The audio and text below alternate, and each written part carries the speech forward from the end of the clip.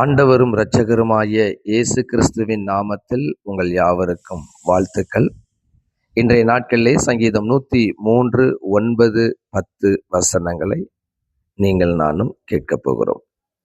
103வது அதிகாரம் 9வது 10வது வசனங்கள். அவர் எப்பொழுதும் கடிந்து கொள்ளார், என்றைக்கும் கோபம் கொண்டிரார். அவர் நம்முடைய பாவங்களுக்கு தக்கதாக நமக்கு செய்யாமலும் நம்முடைய அக்கிரமங்களுக்கு தக்கதாக நமக்கு சரி கட்டாமலும் இருக்கிறார் என்று இந்த காலை வேளையிலே பரிசுத்த ஆவியானவர் நம்மளோடு கூட இடைப்படுகிறார்.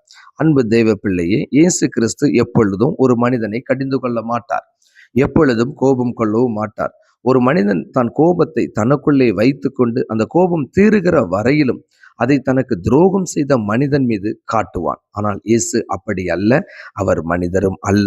நம்மை அவர் புரிந்திருக்கிறார், நம்மை அவர் வடிவமைத்திருக்கிறார் என்று வேதம் சொல்லுகிறது. நாம் எப்பொழுதும் ஒரு மனிதனை பழிவாங்க துடிப்போம், மிகுந்த கோபப்படுவோம், ஆலோசனை என்கிற பேரில் அடிக்கடி கடிந்து கொள்ளுவோம், அவர்கள் மீது உள்ள வெறுப்பை நான் உன்னை கடிந்து கொள்கிறேன் என்று சொல்லுவோம்.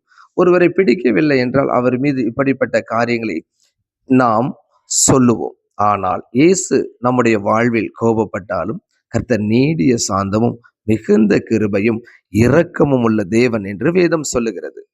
ஆண்டவரை கொஞ்சம் பாருங்கள், அவர் ஏன் நம்மை கடிந்து கொள்ளுகிறார்? முதலாவது, நாம் தேவனை விட்டு வழி விலகும் போது, நம் ஆண்டவருடைய சித்தத்தை செய்யாத போது, நாம் பாவத்தை விட்டு விலகாது இருக்கும்போது, நாம் தேவ சத்தத்தை கேட்காத போது, நாம் அக்கிரமம் என்று தெரிந்த போது, துணிகரமாய் பாவம் செய்யும் போது தேவன் நம்மை கடிந்து கொள்ளுகிறார். அவர் நம் மீது கோபம் கொள்ளுகிறார். ஆனால் அவர் மனிதர் அல்ல, அவர் நம்மை படைத்தவர், அவர் இரக்கமுள்ளவர், நீடிய பொறுமையுள்ளவர், அவர் கிருபையுள்ளவர். அதனால் இயேசு சொல்லுகிறார், நம்முடைய பாவங்களுக்கு தக்க நமக்கு செய்யாமலும் நம்முடைய அக்கிரமங்களுக்கு தக்க நமக்கு சரி கட்டாமலும் இருக்கிறார்.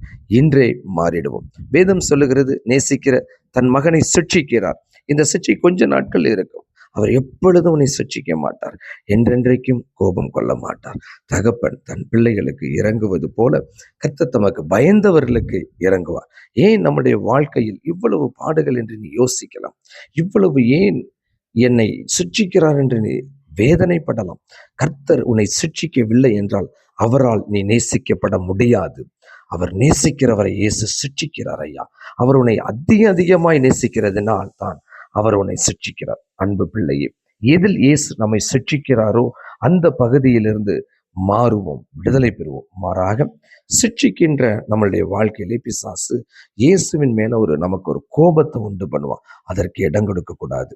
இந்த இயேசு உன்னை அதிகமாய் நேசிக்கிறார். இயேசுவின் நாமம் மகிமைப்படுவதாக. இந்த கொஞ்ச காலம் இந்த சிட்சை நீ அற்பமாய் எண்ணாதே. கர்த்தர் உன்னுடைய சிட்சையை மாற்றி போடுவார்.